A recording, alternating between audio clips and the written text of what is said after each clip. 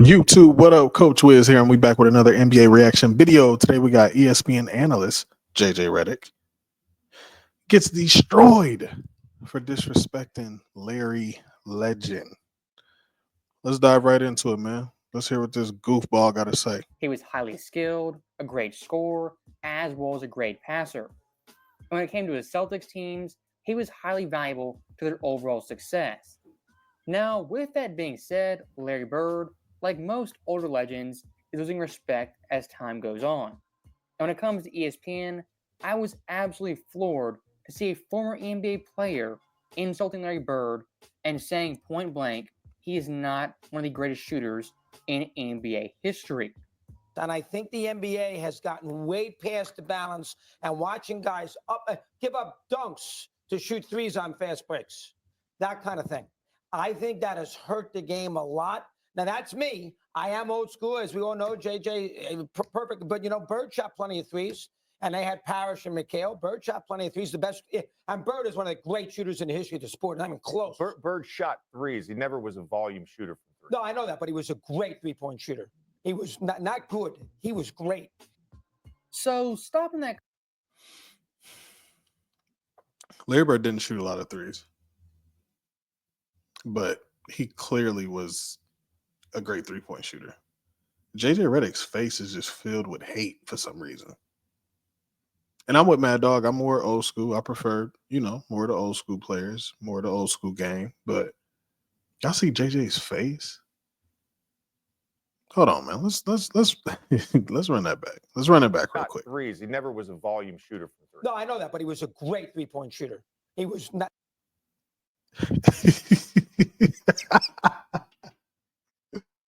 Yo, look at the hate on this man's face.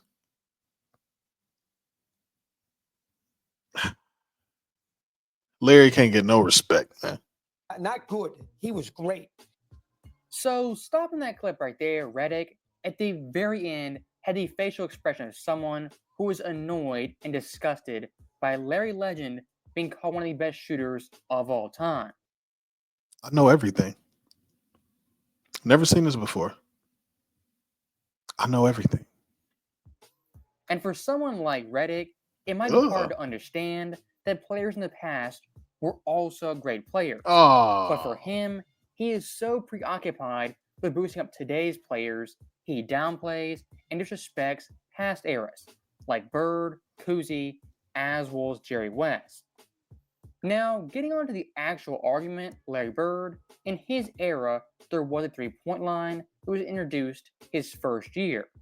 But for middle school, high school, even college, he had no three-point line. That is some very important context a lot of fans either don't know or try to ignore. And one more thing I do want to add, when Bird came into the NBA, he was actually a power forward. I'm sorry, man. Are y'all seeing these highlights? I'm trying not to interrupt. Are y'all seeing these highlights? Sheesh. Who played primarily on the block.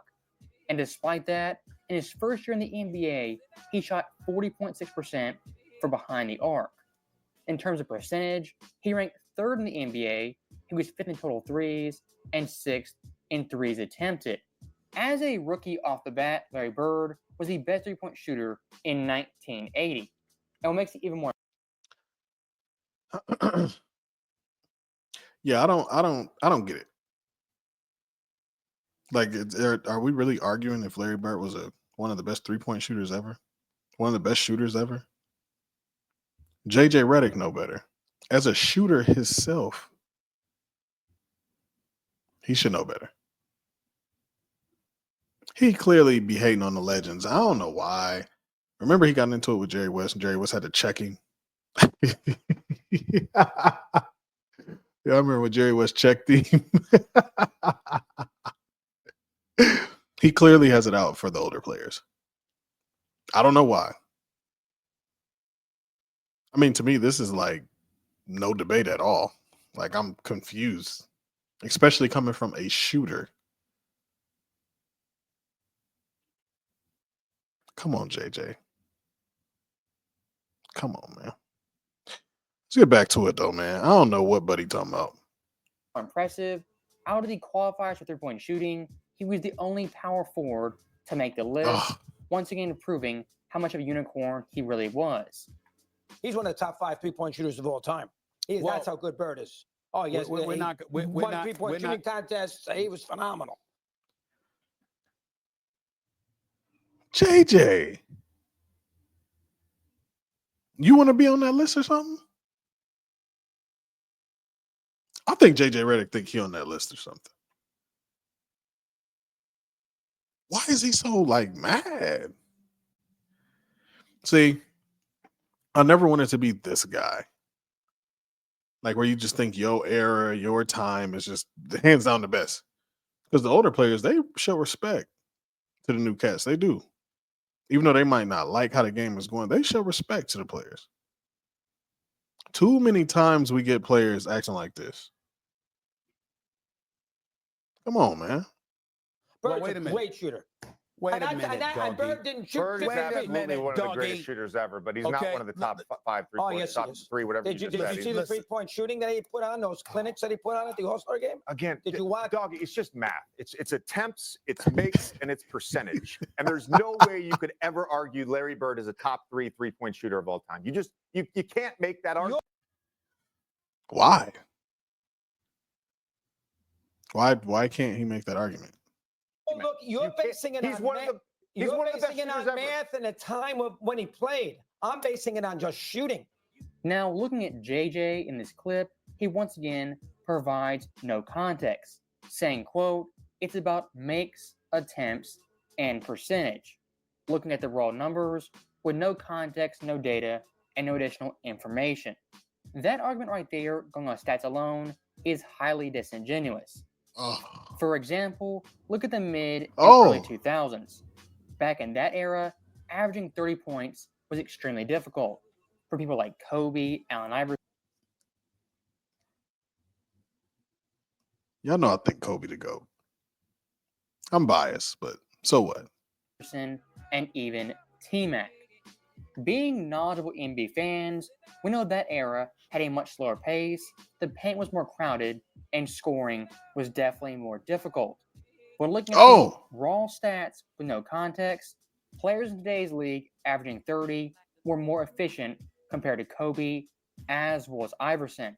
And like Redick said, it's makes, attempts, and percentage.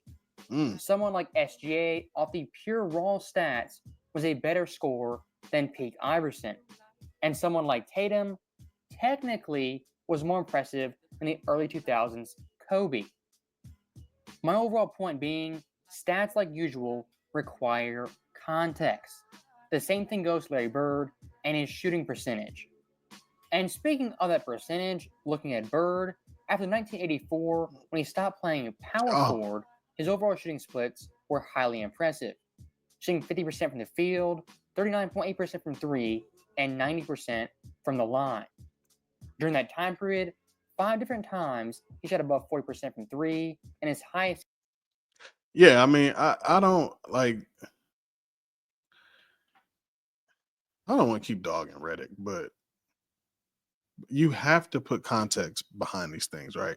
Clearly, completely different eras. They wasn't shooting a lot of threes back then, which to me made the game better, honestly.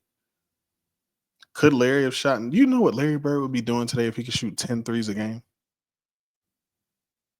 Are we serious right now? Are we serious right now? In today's game where you can't even touch you can't sneeze on somebody. They might throw you out. They might throw you out the game if you sneeze or sweat on somebody. 2 totally different eras. I mean, I don't understand. I just don't get it. I don't get the argument. Obviously, man, you know what? I'm gonna shut up. Let me stop, man. Season was at 42.7%. And going year by year, in 85, he was 4th in 3-point makes. 86, he was 1st. 87, also 1st. And 88, he was 4th. For peak Larry Bird, from 85 to 88, he was 1st in threes made, first in threes attempted, and fourth in three-point percentage. For his overall era, in terms of volume and percentage, he was the Steph Curry of the late 1980s. Bird is a unbelievable. Again, we had this discussion the other day. About James Naismith. James Naismith invented the game. You were rewarded for putting the ball in the basket. There's plenty of people that have shot more, made more, and guess what? Made more at a higher percentage than Larry Bird from three. I'm not saying Larry Bird is not one of the greatest shooters ever. He's not one of the greatest three-point shooters ever. Yes, you cannot make that argument. Yes, I'm sorry. I mean, those are facts. Those are facts. Players have made them at a higher clip and at a better percentage. That's a fact. But we can't just look at the stats, bro. We got to look at the whole picture. We do it for everything else. We do it for GOAT debates and defensive. We do it for everything else. Now all of a sudden, you only want to look at the stats. Come on, JJ. Because the 80s was so much different. There's physicality, the way they guarded people. You couldn't. Can we get Doug? I've been trying to make a point. Seriously, I've been trying to make a point for you, Doug. So once again, Redick has zero historical context. Why Redick? What's up with Redick? Shout to Mad Dog. I love Mad Dog. Context and wants to make basketball black and white and about percentage and stats. And looking at Larry Bird, like I said before, he was one of the pioneers for the high-volume three-point shooters from day one in the NBA. And for a big man, he was especially unique in his time because most forwards didn't dare step out to shoot threes. And Bird's overall influence, much like Steph Curry, had a big effect on the game going forward for guys like Dirk Nowitzki, Kevin Durant, and even Jason Tatum. And one thing I do want to nail home, in 1980, three-point shooting was a gimmick and a joke for most coaches. But for Larry Bird, in a 5-year period, he legitimized it, was shooting upwards of 40%, really not knowing what he was doing for his time. And like I said before, peak Larry Bird was an elite and all-time great three-point shooter. Crazy. As from 85 to 88, he shot 41.4% from behind the arc, when the league average was 29.5%. Once again, showing Bird was light years ahead of the curve and is a unicorn for his time period, given his size, volume, as well as percentage. And one more thing I do want to reiterate is stats with zero context. As any average Joe off the street can look at a box score, look at a percentage, and read it and tell if it's good or bad. But a real smart NBA fan, what they do, they look at the context, the peak, and the overall era. As looking at raw stats as a simpleton, someone like Kobe and his career stats aren't as impressive as Damian Lillard when it comes to scoring. As Dame compared to Kobe, averages more points, a higher true shooting percentage, higher three percentage, and higher free throw percentage. Would anyone in their right mind say Dame Lillard was a better overall scorer than Kobe? Because looking at the numbers, remember, makes, attempts, and percentage, Dame Lillard, in fact, was a better scorer.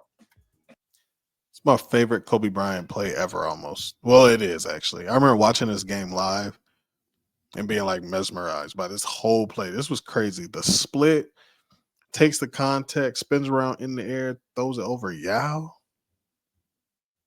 What? This play was crazy. And once again, looking at Bird, at his all right, maybe it wasn't Yao, so what? In the playoffs, he was phenomenal. As in 86, he averaged 25.9 points, 9.3 boards, 8.2 assists on 52, 41, and 90. I wish you would have compared Bird's three-point shooter percentage to other three-point shooters in the NBA. Not just the league average, because they weren't shooting a lot of threes back then. Just to be fair, I'm just being fair here. I mean, regardless, his three-point percentage says it all, right? So, I don't know, just a thought. 3 splits. For NBA history, Larry Bird was the first player ever to have a high-volume 50, 40, 90 postseason run. And since Bird, only KD and Kawhi have joined him on that list. Let's say Steph Curry, for example. Right. When I watch Steph Curry, off the ball in a playoff game. Oh, he's great. Getting grabbed and held by Marcus Smart. They're attached to him at all times. Right. Then when I watch Larry Bird come off a pin down and no one's within 5 feet of him and they're shooting the gap. You're telling me one is more physical than the other? You're telling me that's more physical than Steph Curry being grabbed and held for 48 minutes? Now, stopping Redick right there, when talking about any era of basketball, there are always good defensive teams and bad. Yeah, I mean, he has a point, but I mean, he also kind of doesn't. Again, it's two different eras, two different types of like play styles. You know what I'm saying? Like, does that make sense? So back in the day, you had them trees in the paint. Them trees would clobber you. You come to the rack.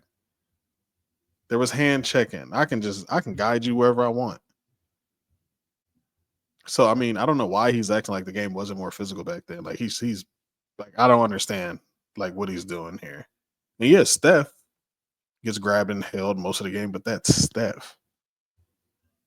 That's Steph. The best shooter ever. You think everybody's getting grabbed and held like that? Of course not. Stop it. Stop this. Defensive teams. But for Redick, when it comes to Bird's era, he only focuses in on the bad defense.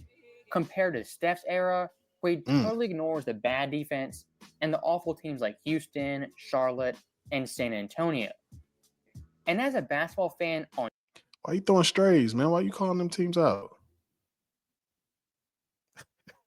YouTube, it takes about 5 minutes to find Larry Bird playing against very physical defense who grabs him, holds him, double teams him, and does all types of things to limit his shots and his shooting space.